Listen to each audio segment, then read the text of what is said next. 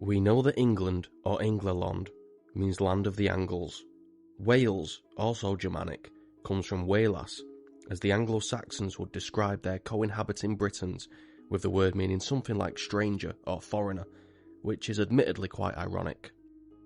And Scotland is named after the Scotti, as parts of Scotland and Ireland would be referred to as Scotia, which was the regions the Gaelic peoples dwelled. By the later medieval period, Scottish historians emphasised the dominance of these Scotti peoples over their Pictish counterparts, and writers were by then consistently referring to this place as Scotland. Where then does the word Britain come from? The earliest known use of the word Britain comes from the explorer Pytheas, who was from the Greek colony of Massalia, modern-day Marseille. His exploration and writings date toward the end of the 4th century BC. However, his words only survive through the writings of others who came after, who referenced his works. So really the earliest surviving documentation comes from the 1st century BC and the 1st century AD from works such as Diodorus of Sicily's Bibliotheca Historia, Strabo's Geographica, Pliny's Natural History.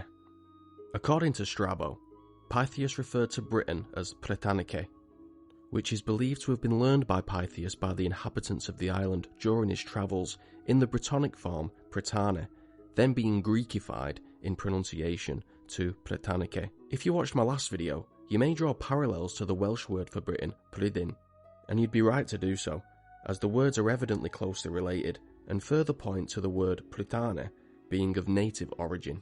So what does Britanni mean? According to historical linguistics, it appears to mean painted folk, or some kind of distinguishing bodily decoration.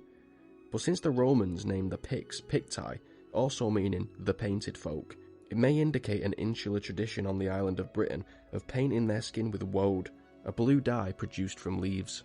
But wait, is this the oldest known name for this tight little island?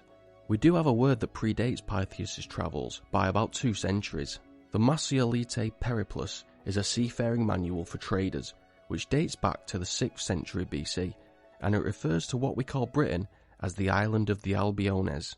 The question now is, where did this name come from? It's possible that it was learned from the continental Celts, as the word clearly stems from Proto-Celtic albiu, meaning white. So if they gazed across the English Channel on a clear day and saw the white cliffs of Dover, calling it the White Land seems plausible. We do have to consider though, if another group had been asked this, or had Pytheas asked a different tribe their name, would these words have been completely lost to time? Would Britain have a completely different name today? I really hope you enjoyed this video. Please consider liking and subscribing to my little history channel. Have a wonderful day and Godspeed.